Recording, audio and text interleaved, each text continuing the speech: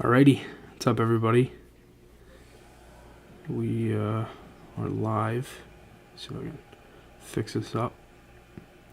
There we go. Okay. So,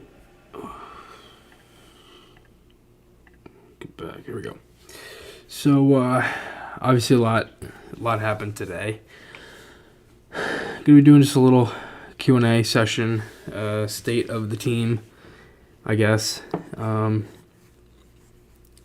Yeah, so let's see if we can get some people in here. It takes a minute or two for my stream to say if I got people or not. I'm going to put this in the opposite. Say if I got... No, I got to echo. Just share this out now. See if I get some people in here. Got 6 people in here. What's up, everybody? Tristan, how you doing? Yeah, so just throw it in the chat if you got any questions, and I'll be happy to answer them. We'll see what happens, obviously, moving forward with the Flyers and kind of what's been going on with the team. But for right now, Chuck is gone, and Danny Briere steps in as interim GM. There's a lot of stuff. Tristan, let me see. Mr. Twister, that's paddling. What's up, guys? Yes, that is very true, Mr. Twister. Whoever has the GM job has their work cut out for them. I agree. It's not going to be. It's not going to be great for whoever comes in here because it's a very hard thing to get out of. I mean, we're stuck in with the cap and all that stuff. It's not great right now with how everything's been going, especially because you got no cap space to do much of anything, and that's part of the problem. So we'll see. Yeah, well, we got a lot of people in here so far. What's up, everybody? Stan Lex, what's up, buddy?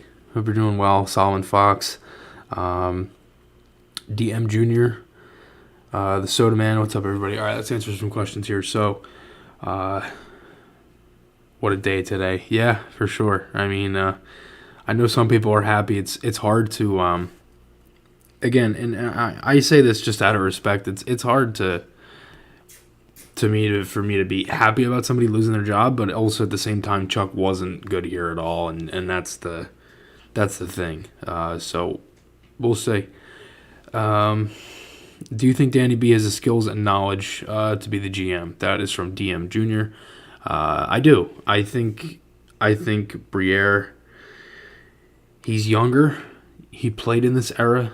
He was general manager in Maine, in the ECHL for the Maine Mariners. That's the Flyers ECHL, or not the Flyers ECHL. I believe that's the Bruins ECHL affiliate. I'm not too sure. I'll have to double check that. I don't mind it, honestly. I think Briere, if he were to get, again, the main thing from and I'll pull this up here. Let me pull up the email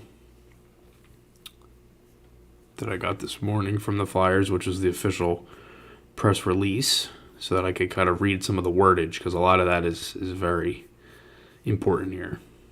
So, got 17 people in here. Let's see. Let me see if I could find it. Here we go. This is from Dave Scott. He says, Flyers fans deserve a better team than what they've seen on the ice over the past few seasons, and a clear plan to return this team to a Stanley Cup contention.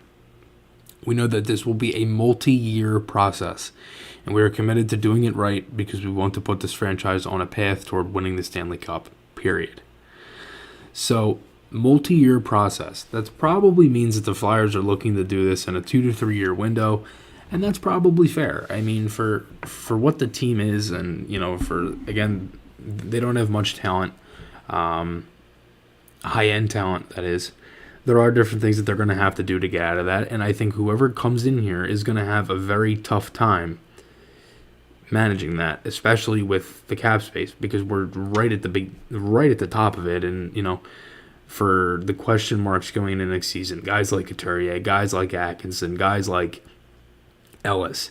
You have no idea what those three guys, and that's a good chunk of money that's going to be happening, or going to be coming out of our payroll for the next couple of seasons. So we'll have to see what happens. Let me see if I got a couple more here.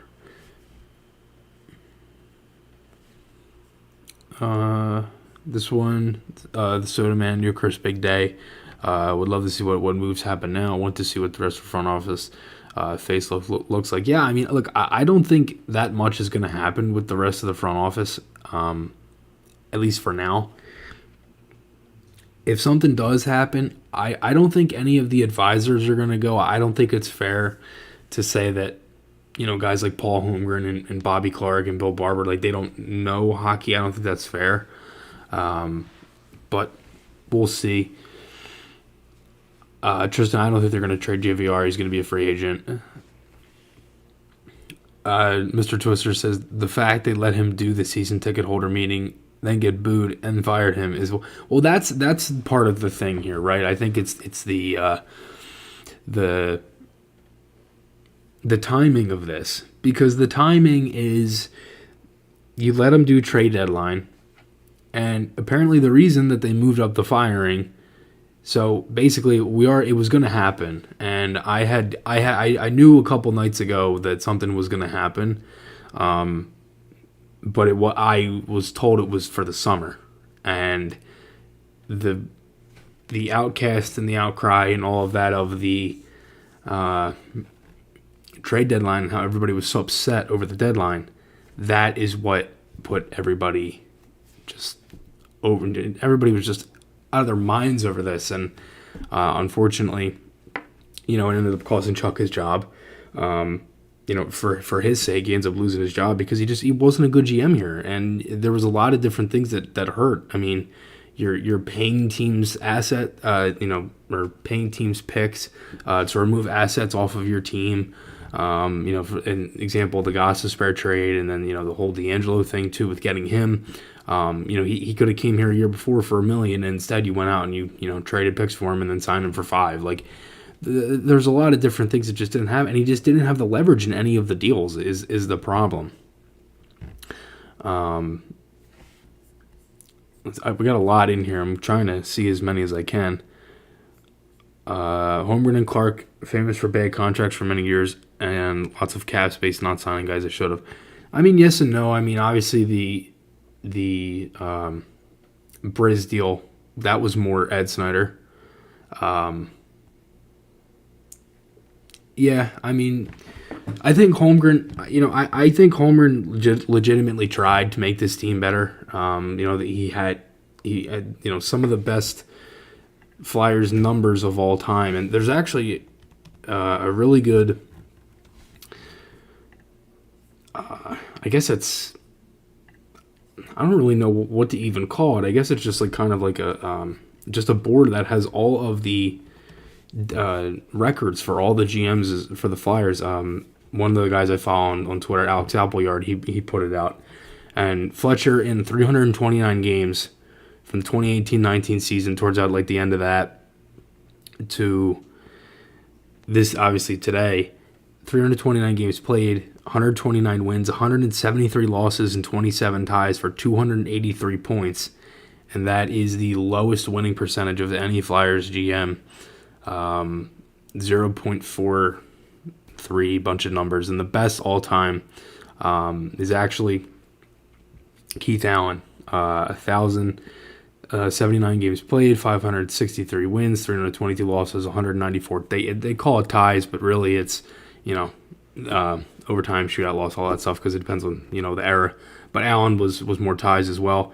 1,320 points, 0.611 win percentage. So a lot of that too is just off of the the teams, right? I mean, you have to think of the eras of this, and Clark obviously a couple of times, and all that stuff. So for Holmgren in his case, 614 games, 284 wins, 263 losses, 67 ties, 635 points, a little over 500 for his tenure. I mean, like there were some things that Holmgren tried. I mean, I don't think he was the worst. Chuck is the worst. I genuinely don't know if Chuck will be a GM again. I think he'll work in hockey, but I don't know if he'll be a GM again. Like, it was so bad here, and it was like bad for a handful of years, and it went downhill fast. And we go from one of the best teams in the league in 2019-20, and he didn't have to do much, to this in like 2-3 years. It's not good enough. So let's get to some more questions.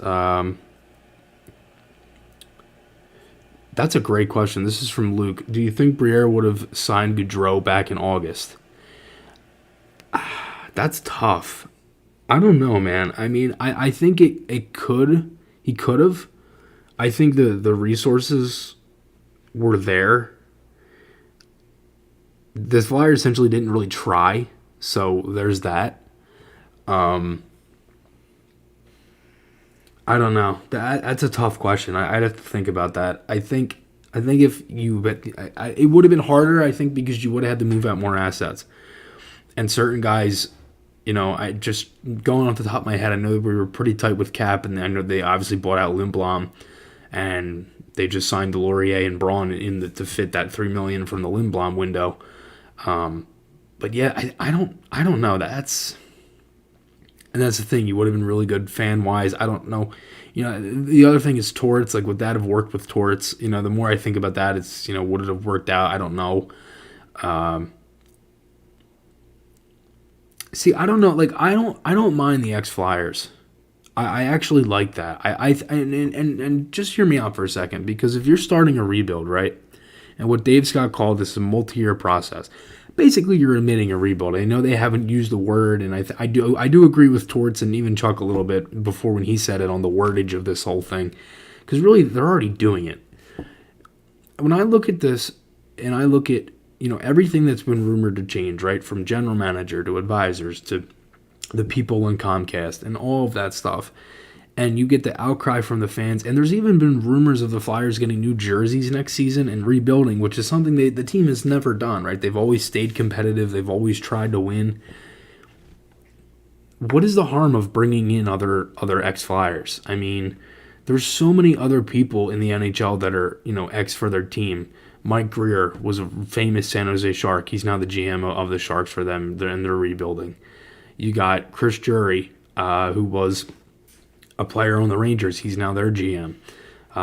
You got a lot of different guys. Joe Sakic is another one. I mean, it goes on and on. Steve Yzerman went, played for the Red Wings, went into Tampa and left to go to the Red Wings. Like, it goes on and on. And the more you see it, like there's rumors of Pronger, there's rumors of Eric Lindros.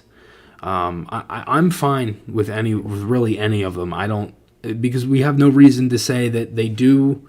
Well, I mean, really to counter both arguments, there's no reason to say that they do, and there's no reason to say that they don't know anything about what they're doing. I think it's this point, give them a shot. I mean, we went with experience here in Chuck, right? A guy who's done it before, obviously messed up a little bit in Minnesota, did it before, and it did not work out for us. So, I mean, I get it. I know everybody wants to, say that those guys are the say or more of the say, whatever.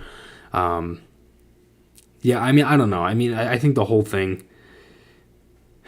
I think the whole thing is different, and honestly, it's weird. Like, I feel a little I feel really relieved now talking about this team, because it's like you get, for me at least, when I would talk and do the show and everything. We got 26 people in here, so keep them questions coming. I appreciate it, guys. When I talk, I feel relieved to kind of talk about this team again. And it sounds like I wasn't going to stop. I was going to stop or anything like that. But after a while, man, it just kind of gets stale, because I'm repeating myself a lot of the time, especially in the game recaps. It's like, oh, well, they don't have enough offense. Well, okay. And I'm basically kind of going off of what Torts has been saying, which is really, we don't have enough offense, which is pretty clear if you watch the game. So unfortunately, it is what it is. Isaiah, what's up, man? Thanks for tuning in. JR says some decent prospects in the pipeline and young players on the team. Couple good drafts and we'll be fine. Well, the other thing, too, is Ray Shero. Like, he's another guy that, he's been kind of, not rumored, but I guess mentioned in different things because Shero is obviously, a guy who's in hockey. I'm trying to fix my camera. For some reason, I'm on to the side, but I feel like I'm in the middle. I don't understand why. I got to go this way. Okay. So yeah, Shero, like, he built up the Penguins in 2009 when they won. You got New Jersey, right? The Devils framework of kind of what they are at the moment. He gets Crosby. Do the Flyers get Bedard? I mean, that's the one thing. It's like if we were to get Bedard and, looking at our schedule, it's it's not really ideal for winning games. But for the Bedard crowd, and look, I'm always been I want the Flyers to win anytime I watch. I'm never that, how would I, it's just not in my DNA really, is to put it that way, is that I can't root for my favorite team to lose. Like, that's just very weird for me. So this month already, you have the Rangers, Detroit, Tampa, and Carolina last night. Now you have Pittsburgh, Vegas, Buffalo, Carolina again, Florida, Minnesota, Detroit again, Montreal, and Ottawa. And April, Buffalo again, Pittsburgh again, St. Louis, Dallas, the Islanders, Boston, Columbus, and Chicago. We end on the 13th, and I believe the Phantoms end on the 13th as well, or the 15th, or something like that. So the season ends right around that same time. So, yeah. Hayes, do you keep him or trade him? I don't know. I think this offseason is going to be interesting because I think there's a lot that can go on, especially when it's already been rumored and talked about that we're going to be making some changes at the draft. And my thing is, wherever we fall in the first round, stay. Like, I don't want us to trade that pick, especially if it's Bedard, they're obviously going to draft. But if say it's like 6 or 7, I would still keep it. That's 2 years in a row, top 10 picks. I would keep it. I mean, you have to hope that you can get this to. You have to hope that you can get actual players out of this draft. Like, you have to actually, like, develop guys now. That's the biggest thing, is being able to develop. And drafting is one thing. I think the Flyers, they drafted well at times. And if you look back at some of these drafts, even from 2017, 18, and 19 and all them, you really only look for 1 or 2 guys to draft. That's the main thing. And if you can get one, and in most of them they have. I mean, you have Cates and Frost from 2017, even Felix Sandstrom as well. I got to look this up now because I'm going to start to forget, and I don't want to look like an idiot. So here we go. Draft history. So this past year, obviously, Gauthier, Bump, Kaplan, right? You got to hope that at least one of them, Gauthier, looks really good. 2021, you have Tuamala. That's obviously a little bit of a project at the moment. Forrester, Andre, Dinoyer. Forrester and Dinoyer have already made their NHL debuts. Cam York, Bobby Brink, Ronnie Adder the year before. Farabee, O'Brien, Samuel Urson in 2018. 17 is Frost, Ratcliffe, obviously Patrick. Cates, Lixel. So, I mean, even in recent drafts, you've been able to get guys too. Hayes, I think you got to. Hayes, I don't know. I mean, I think they're probably going to trade Hayes at some point if it's the draft. I mean, I think for Hayes, it would make us a little bit different because you don't have that. you lose a veteran, but again, we're rebuilding, and obviously Hayes has already said he wants to stay here. I'm not a big fan of us eating money for 3 years. That's the thing. You'd have to eat Hayes at least 50% for the next 3 years, and that's not that's full salary, bonuses included, all of that. Yeah, I mean, we'll see. I don't think Sandstrom's going to be here much longer either. Let's just lose every game left in the season and hope we're last in the league. I mean, with the rate that it's going and the rate that they're scoring, it looks like they can probably do something close to that. It's not ideal, but I think for us, it's just you have to. I mean, again, it's just finish out the season. I mean, obviously, there's going to be so many different changes. So we'll see.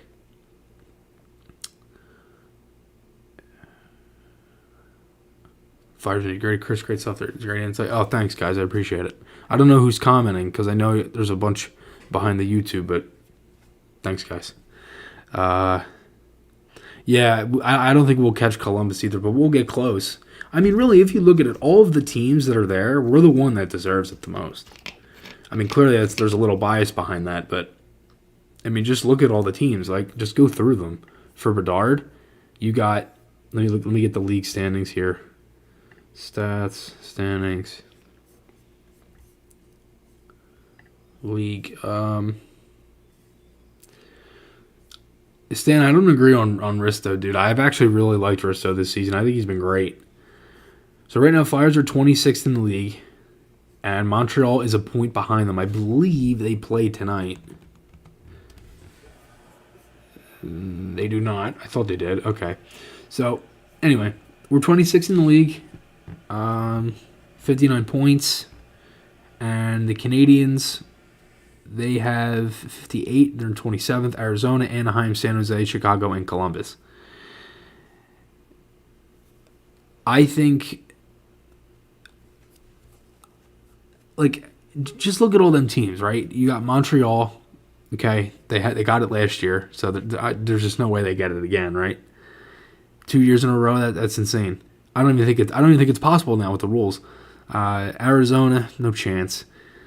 Anaheim, I don't see it. I mean, they have a lot of stars and everything already. You have Zegers. He's one of the most marketable guys in the league. San Jose, I don't think so right now. Chicago, no. They're just not at that point yet. And Columbus. I mean, it's clearly not Columbus either. You look at us and you look at every other team, and the other teams above us are Vancouver, St. Louis, Detroit, and Buffalo. And, the Detroit and Buffalo are pretty close to a playoff spot. Everybody from St. Louis down is pretty much out. So you look at that and you say, okay, yeah. I mean, I think the Flyers could be pretty close to that. I think we are the most deserving because, top 16 or top 6, second original 6 franchise in the original 12. Just obviously historic franchise in Philadelphia. It's a big sports town, right? All of that stuff I think plays into it. Gary Bettman was here at the beginning of the season. That's when I started to wonder when Bettman was here at opening night. I'm like, maybe he's planting the seed now. Let's see. This is from Flyers Integrity. It's Jamie. Do you think the Flyers can be in line for a top 3 pick? I hope so. I mean, kind of like what I was just saying too. And I saw it. I wanted to go off of it. I just think for now, I think we're the most deserving. I mean, especially if you keep losing these games. I mean, we'll see about tomorrow. For the Flyers. I mean, obviously you're taking on the Penguins, who haven't been great this season. The watch party. Thanks, Dad. The watch party. I was just about to mention that.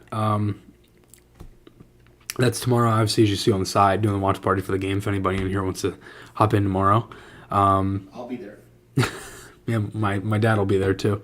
So I mean, Dave, I agree. I think Risto's overpaid, but I do think he has played well, and I think he's been one of our best. I think he's been our second best defenseman this season. I think first has been Cam York.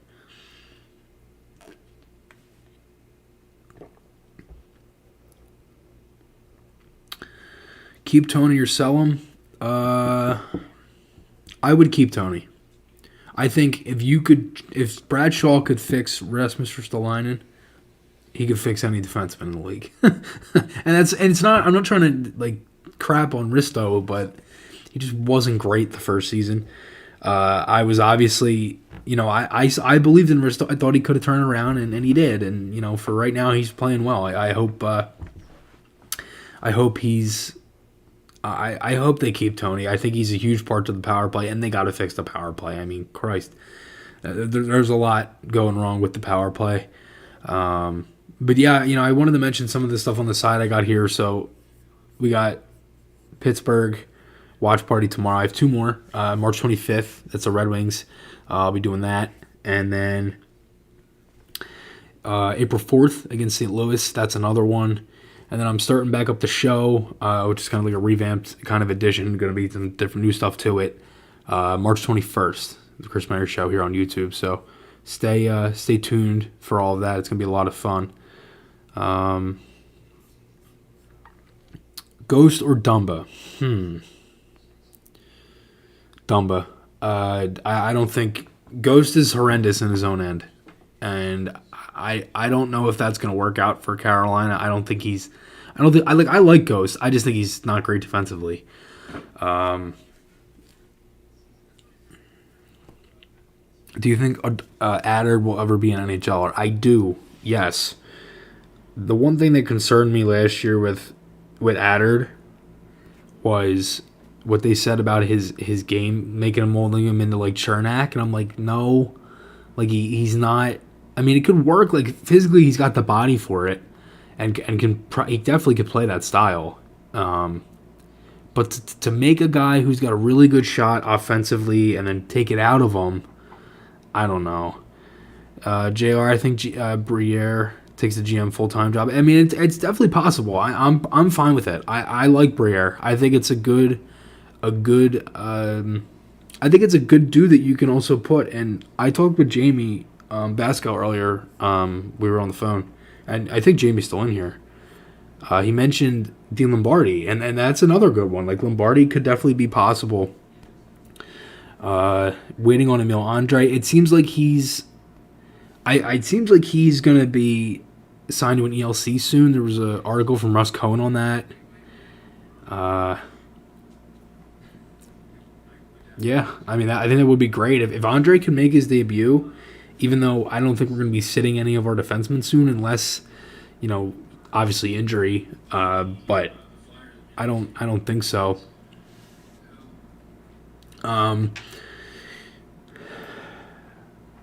Mr. Twister, I love Danny Briere, and I really, really don't want to hate him as a GM. I don't think you're going to. I think Briere's a smart guy. Like I don't just because Briere was learning through Chuck and Flair doesn't mean he's an idiot. Like just because, and it's not and again, I don't want to say the other two guys are idiots. They just made bad decisions. And unfortunately, when your back is up against the wall, you're going to make more bad decisions. I mean, over and over and over again. So that's the problem. Luke asks, how do you think the Flyers locker room feels? I don't know. I'm not in the locker room. I'm not sure. Let's see. I just saw one and I can't even find it. Oh, here it is. It all comes up in one blur on the side of my computer. What if Flyers get the first overall pick Bedard and he pulls a Lindros? Oh my God, if he pulls a Lindros. You know what's funny? The flashback series that I'm doing, and I also pushed that back actually to next Friday since today's news was kind of the main topic of the day. I just wanted to push it back. So we're going to do that. That's going to be live next week, St. Patty's Day, next Friday, for the first number one. That's from Game 6, 1974. And if anybody who's in here who didn't catch it, it's going to be all old game reviews and going back into Flyers history and doing some old games and stuff. So we'll be doing that throughout the summer. But anyway, I'm scrolling through and there's a playlist I found on YouTube that has over 200, close to 200 Flyers games from all different eras, from the 70s, 80s, 90s, 2000s, the playoffs, 2010s, even these past couple of years, and obviously there's more. So I'm going through and I'm looking and I see Flyers Nordiques 1993, and I'm like, that's around the Lindros trade. So I click it, and it actually was Lindros' sophomore season, first game of that season in Quebec, and the Flyers won that game 4-2. And it was funny because Al Morgani was on for ESPN. He had like the mullet and everything. No, the Flyers cannot get Gaudreau. It's not even possible.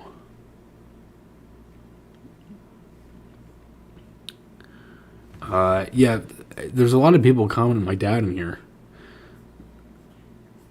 Let me see. Yeah, boys. I can't find it now. Wait, where is it? Oh, I show up for Chris, but I stay for his dad. Right. Well, that's what Mr. Twister had the $2 donation at the watch party a couple weeks ago against the Canucks. I'm worth $2. Lucky you. Yeah, I mean, I agree. That is the GOAT. He's the man. No, I don't think the Flyers can get Gaudreau, no. Philly Ghost, I agree. I think it's very clear that Farabee has to get Briere. I think both Torts and Farabee know that, honestly. Yeah, I mean, I don't think there's much else you can say about Farabee. I think for now you should be able to keep him. I don't think they're going to trade him. I do think that Briere is going to look at kind of what the framework of our team right now, and just looking at it, I don't think trading guys like Farabee and Tippett and all these other guys just to get and trading younger guys, and even trading some of your older guys in Hayes, right, like we talked about in Provorov. I do think one of them will be gone. I think one of the defensemen will be gone. I don't know about Sanheim. That's obviously different too. Surprised nobody's asked about that already either, because that's a lot of people have been talking about that. I hope so, for Farabee, because in his sake, a lot of it's the injury. If it continues in the next season, the injury can still play a part of it, but you can't always you can't just blame it on the injury. This is really the main reason why it's like this.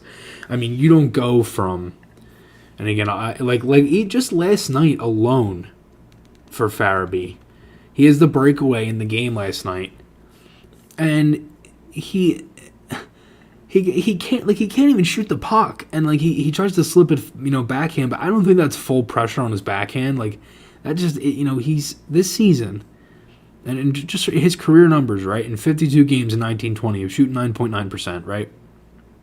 Obviously, it was his first year with the team, all that stuff. The next year, this is the breakout season, the 20-goal year, 38 points, 55 games, 16.4%.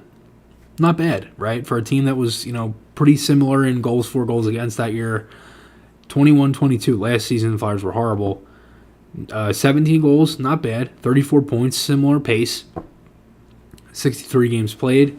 So obviously more games played. He was, zero. He was 0 the year before. He was minus 11 last year. And 14.3% last year. Right now, in 65 games played with 9 goals, 18 assists, and 27 points, he's shooting 8.2%. 8.2. I mean, it's gone down in the past 2 years, basically a full percentage and a half. And last year, it went from 16 to 14 to 8. That's a lot. And in 2 years, it went down half for right now. And the way he's going, he's probably going to finish around 7.5%. I mean, he only has 110 shots on net in 65 games. And in recent years, he's actually had around a similar mark, but he was scoring more. He's just not scoring this year, too. So, for the year before, in the 20-goal year, again, those 55 games, 122 shots, he was shooting 16.4%. He was scoring all the time, but a lot of his goals were 2-goal games. I think he had 2 hat-tricks that season, too.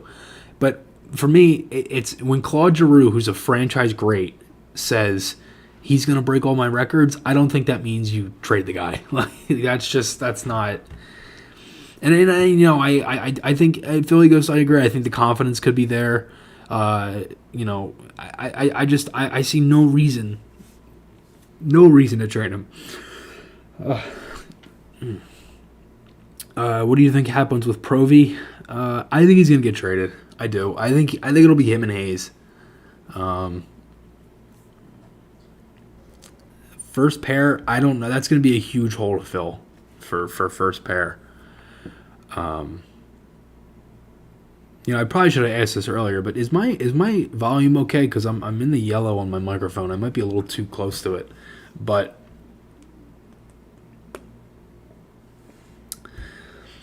I do think it'll be Provorov and Hayes. And the reason I say that is because, okay, thank you. I think Provy and Hayes at some point. I think it's going to happen over the summer. I think part of it is trying to, again, if you can move Provorov's salary with without retaining any money. I was losing track of thought. If you can move Provorov without retaining any money, that's perfect. Hayes is going to be the one you're going to have to retain money on, because I think for Provorov you could fetch a first, right, and a Tippett like prospect. And I'm not saying a guy like Tippett. I'm saying a guy that's going to be like, a project type, right? And I think that's what we need. I do wonder if Briere is going to follow that same route, right? We'll see what his. I'd have to see what his.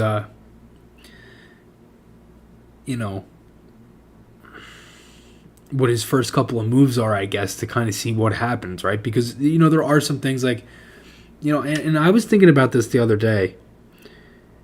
Well, actually today, and you had, Chuck does the whole deadline, right? Then the Phantoms signed Will Smolik from BMG State. Depth defenseman, right? It's going to start next season, the contract, the ELC. It's a 1-year ELC. He's like a 6'4", I think like 200 something pounds. I'd have to get the full write up on him. And Chuck does that, and this was on, I think, Monday or Tuesday, something like that. Yeah, Tuesday. And then he's fired today. Like, did Chuck even make that decision, or like was that something completely different? Like, I don't know. That's the thing. The timing of all this is weird too. But I kind of just look at it like, well, it should have happened a year ago at the same time. So there's that. Let's see what else here. Carts 88. I would so much rather keep Provorov over Sanheim. I hear you, and I'm in the same boat. I just don't know if Provorov wants to be here. He just seems miserable, and I don't know if that's like, he doesn't even smile when they play sometimes, like. And I'm not trying to make it like I don't know anything about how Provorov is. I'm not trying to say that. What I'm saying is, just by what I'm observing, and maybe I could be dead wrong, but I don't know.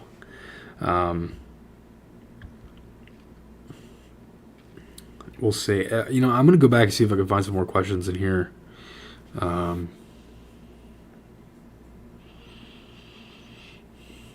I think the one thing that we do have to do in this draft is find a right-handed defenseman that can fit early. If we could get a right-handed defenseman in the second round, that would be nice, because I think it's clear the Flyers are going to go forward in the first round.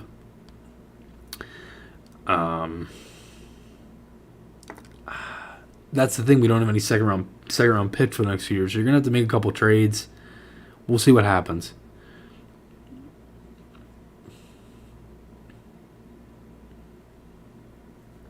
That's and that's the thing. That's paddling. Like I agree. I think for him, it's like, he's 26, turning 27. It's obviously not going to be the best, PR move for really any team because of the whole Pride Night thing. 26. And that's kind of just his style. Like, his like Provorov's style, the way that he plays the game, Just he's that big defenseman, right? Can skate. Obviously, logs a lot of minutes. Easier for me to say. I think it's going to be hard to find the replacement of that so quickly. And one of the problems that Chuck had was finding Niskanen's replacement, and he didn't do it. He didn't go out and get anybody until he signed Gustafsson. And, the Flyers were in on some guys like TJ Brody, right? But he got the no move and all that. So, it just didn't work out. And, he kind of banked on that season working out. And it's just, I really don't know what's gonna happen in the next couple months, because there's clearly going to be huge changes with all of this. Let's see here.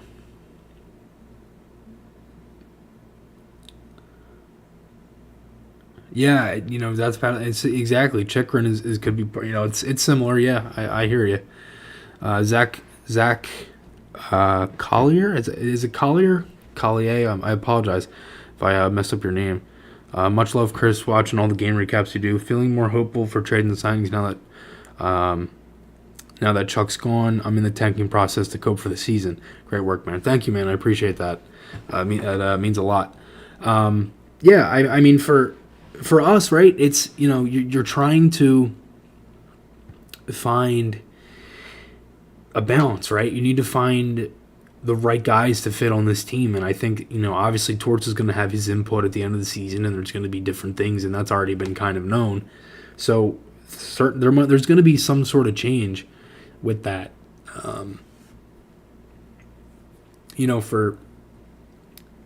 For Hayes, right? And he's another guy that I mentioned that earlier. Like, that's already been talked about. Kevin's future here and all that stuff. Tristan, Chris, can we trade JVR for Cole Caulfield? No, no chance.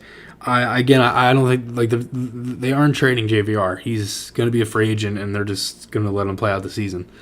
Kenny Grant says, hopefully the firing of Fletcher is the beginning of a full rebuild of the franchise. They need to hire people from winning organizations such as Tampa, Colorado, Eiserman, or Sakic's staff. I mean, it's possible. I mean, if those guys are available, I'm sure they'll be talking to everybody. Again, I don't think this is going to be a very quick thing, and it's kind of a good thing though that it's now, because you have more time to kind of finish out the season. Like, it's just going to be playing the games. Like, we're already, I don't think many people are focused on the rest of the year outside of the players. Obviously Torts and everything, right? I'm not trying to make it like the rest of the season doesn't matter, because it does. There's a lot of things that go into it for certain guys that are on expiring deals and things like that. But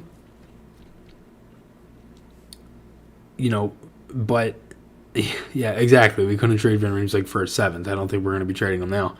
And you can't make any more trades anyway. So there's that. I mean, if those guys are available from the staff of those teams, right? Tampa, Colorado, I think it could be possible. Did we talk about Forster looking good? My bad. I just went, no worries at all, man. Actually, no. We didn't even. I haven't even mentioned about the game. I'm still in Carolina, for those wondering. I'm leaving at 5 a.m. tomorrow, like 5:30, right? Dad, 5:30, something like that. And I'm gonna be home around like 2ish, and then we're doing the watch party at 3 o'clock. So yeah, it's gonna be a fun day tomorrow as well. I thought Forster was good. I really did enjoy Forster last night. I mean, Dinoyer has been good. I've been texting with him a little bit. He's been pretty comfortable. He's been enjoying everything, and I was at the Phantoms game last weekend too, and Phantoms won there, and that's the other thing is winning in Lehigh Valley. That's going to be huge. Obi-Wan says his stat sheet doesn't look anything special, but he definitely looked calm and not out of place. Yeah, I mean, I don't think anybody's stat sheet looked great last night, really, outside of Urson, because they didn't score. So, there's that. And, for Sandstrom was great last night. I thought the first one was kind of fluky, but he sure as hell gave him a chance in last night's game to win. He was good. He was really good. Yeah. Let me see. Yeah, I mean, Forster, I thought he had some. I thought he. Oh, okay, Obi-Wan, I hear you. Okay. Yeah, no, I agree. I thought he looked good. I mean, especially with the Phantoms and everything, too. I mean, I think he's got 20. I think he had 20 goals down there. Let me double check. I mean, I wouldn't be surprised if tomorrow night or tomorrow before the game in the morning, they're both sent down and that Allison and Lemieux are back in. Yeah, 18 goals, 20 assists, 38 points, 56 games. It's pretty good. I mean, he's got a pretty decent season down there, and he played the 1 year out of a draft year in the AHL, and then played last year, and obviously was hurt for a good chunk of the year with the shoulder. So now in Lehigh, he's having a pretty good year this year, and he's been a big part of their team down there too. Yeah, Sandstrom was great last night, man. He had a lot of good saves. Again, like the goal was a little soft. Unfortunately, they just don't have the offense to get the goals, and I thought they needed more pucks on net. They didn't really generate much of that for the blown power play. Oh, I have to yawn because I've been holding it in this entire time. That's the way game we've been. Yeah, well, no, New Jersey was because they won, but And the Eagles won too. yeah, the Devils game we went to was January 14th, 2018, I think. I think Flyers. Yeah, I know the Flyers won 5-3. Let me see when that game was. January 13th. That was a day off. Anyway, yeah, the Flyers won that game that night, 5-3. It was a really good game, and that was one of the funnest games I've been at ever. Regular season game, both teams made the playoffs that year. It was a fun game.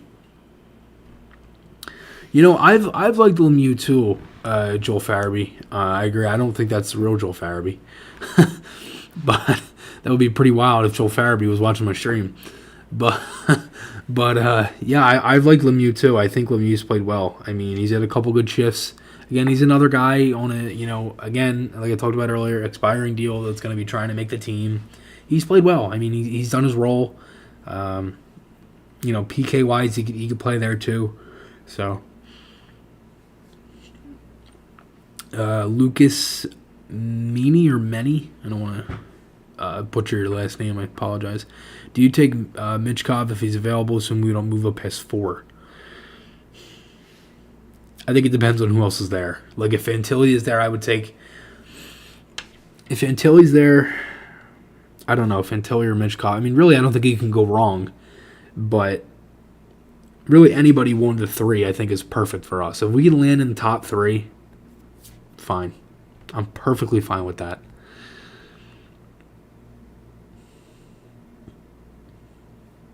I'm sure they'll definitely try to move up, Soda Man. We'll see. Arctic Flex, what's up, man? How you doing? Doing good, man. I'm doing good. I'm still in Carolina, like I mentioned. The vlog, I'm going to be editing that after this. After the stream here, it's going to go up tomorrow in the morning. And then we got the watch party tomorrow, like I mentioned. And obviously got more content coming and everything, too. So we'll see. The show's starting up soon. Got the watch party on the 25th is next. That's against the Red Wings, like I mentioned earlier. So we'll see.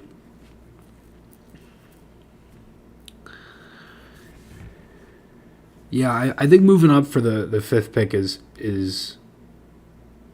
I think that's ideal. I mean, especially again, I think it depends. Like, I think there's going to be different moves that are made. I don't know if we're going to, I don't think we're going to trade our first. I think if we do trade a guy like Provorov and a guy like Hayes, it'll probably fix our 2nd round pick kind of issue because we don't have one for the next 2 seasons. Obviously, you can make trades on draft day. And Chuck did that. He went out and got moved up with Nashville to get Brink in 2019. Yeah. So, excuse me. So a lot of that stuff has changed, and I think just over time there's going to be different things that kind of evolve with that, especially for the draft, because that's the main thing, right? Is if we can the draft be one of our main reasons of why different guys get moved out, and or is it going to be a lot of things happening at the draft, or is it going to be all like remember in summer 2021 when we went out and we got like Risto and Ellis and all them guys like randomly, it was after the draft like mid-July. It could be then, but I think it'll be the draft. So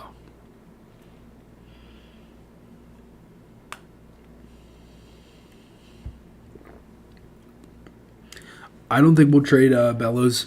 I don't think Bellows will resign. He's a RFA and he doesn't have any term. Let me see what's on here. So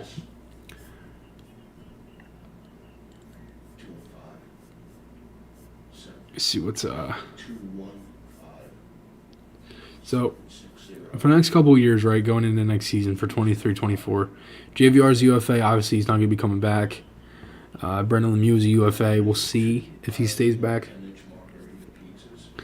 Bellows is an RFA. Noah Cates is an RFA. Clearly, Cates will be signed. No question. Frost is an RFA. I would sign Frost, yes. There's no reason not to keep Frost. Braun is UFA. I don't think Braun will be coming back. He'll probably be retiring. Cam York is UFA, or RFA, excuse me. Clearly will be signed.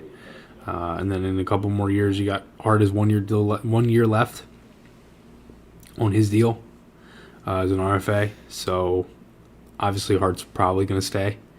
I would hope at least if the Flyers have a little bit more of a direction here, we'll see. I hope so.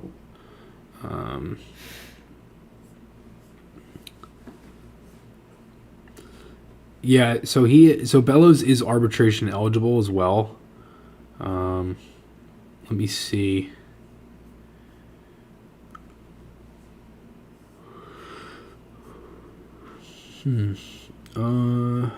Okay, so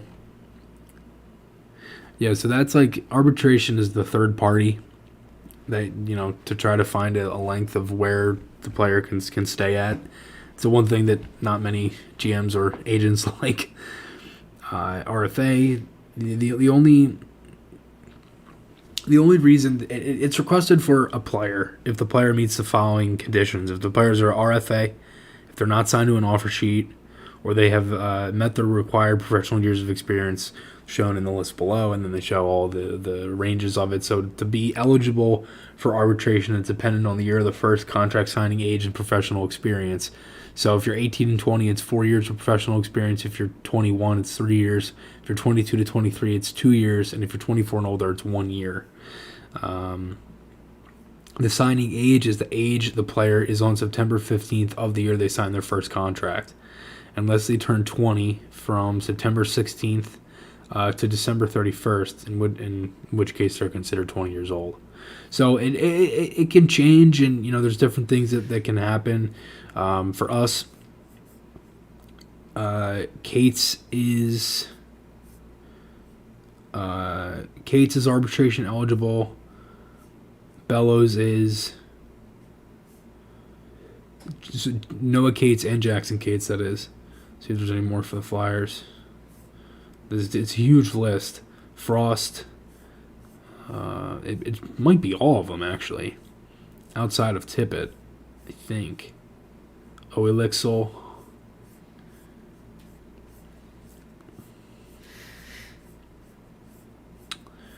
I think that's it. Nope. Wyatt Wiley, Cam York, and Zamula.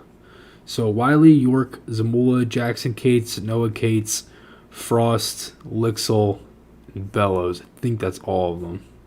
So that's pretty much our entire team that's arbitration eligible. It's a lot of obviously younger guys too.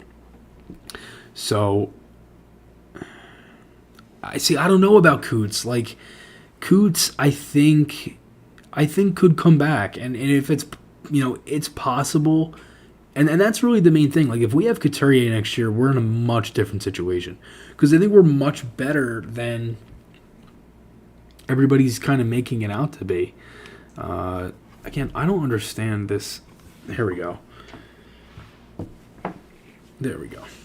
I'm like it's so weird with the camera angle that I'm on. I'm trying to center myself and it's not weird. Anyway. Yeah, I think he can come back for next year. I hope so. Well, yeah, I guess my wordage isn't great. Could come back. I hope he does. I mean, I really do. I think we're a much better team if he's here. I think, return to form is kind of what I meant. Thank you, Soda Man. I hope so. I think for Coots, it's, we're much better. I think, you have more of a leadership thing. It changes with the captain, right? If we have a new captain, I have a feeling that's going to be Scott Lawton. You all right, Dad? You can cough if you need to cough. Christ. Whoa. I was just knocking my microphone over. That would have saved everybody. I apologize. Another thing. I wanted to mention this about Carolina.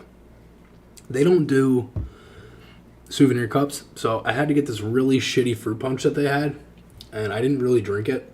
I dumped it out. And it's got the bottle thing, so I saved it. So...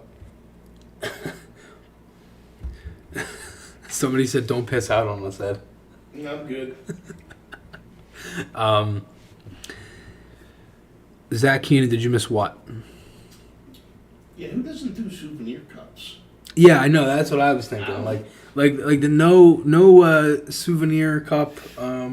That's the one thing I collect from the Flyers games. They haven't even done one this year, so.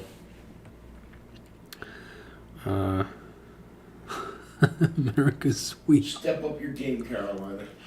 Yeah. No, I mean, look, I thought Carolina was great. I had a great time. I mean, unfortunately they lost, but, it was a lot of fun for what the team was, for what, and obviously the Canes are great. The biggest thing was the atmosphere is insane, and it really makes me wish that we had our own arena. Because everything is like all Hurricanes in there because it's them and the North Carolina State basketball team for the men's team. So obviously it's college, so it's not like as big, but it's still a decent part of it. But there's a lot of Canes stuff. The red seats are great. It's the only thing is they're tight. The seats are really tight. There's not a lot of leg room. But it was a lot of fun, and it was a great atmosphere just overall. I mean, the Canes fans are super nice too. We were talking to a couple guys. Obviously it's only a couple of guys out of a whole entire fan base, but from my experience, it was great. I would definitely go back again, just to hopefully see a Flyers win. Yeah, I mean, we'll see about the rest of the NHL playoffs, right? Because you got.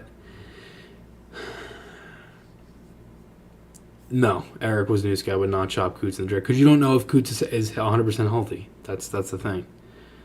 You think Ottawa and Pittsburgh sneaks in? I'm curious about that. Let me take a look here because there's a couple.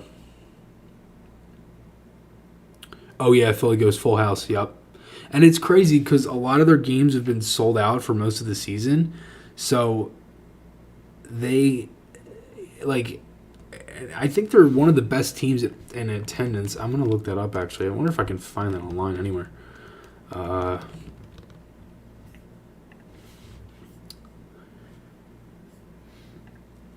Okay, so...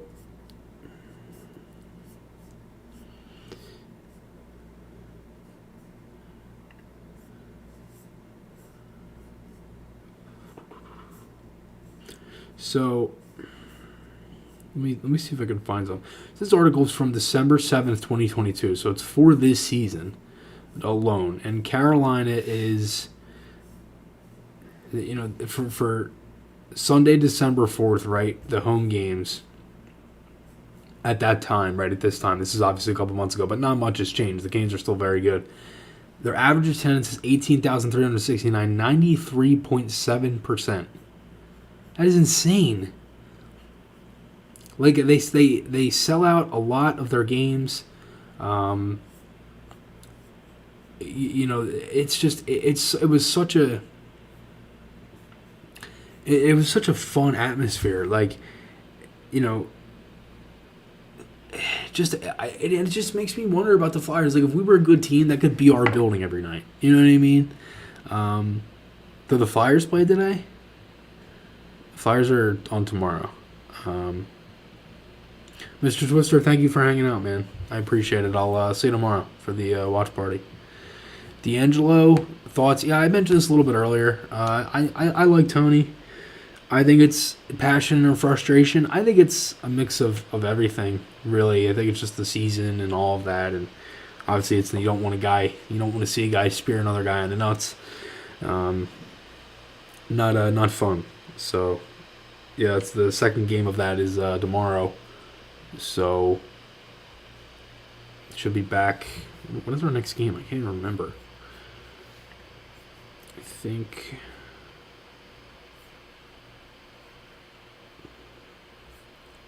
14th, Vegas. Yeah, we have the 8-game homestand coming up. Let me see here. Yeah, that's on Tuesday. So, yeah, I don't have to record a Flyers game until the 23rd, so that'll be nice. Boston is winning the Cup. I think the Rangers are going to win the Cup. I do.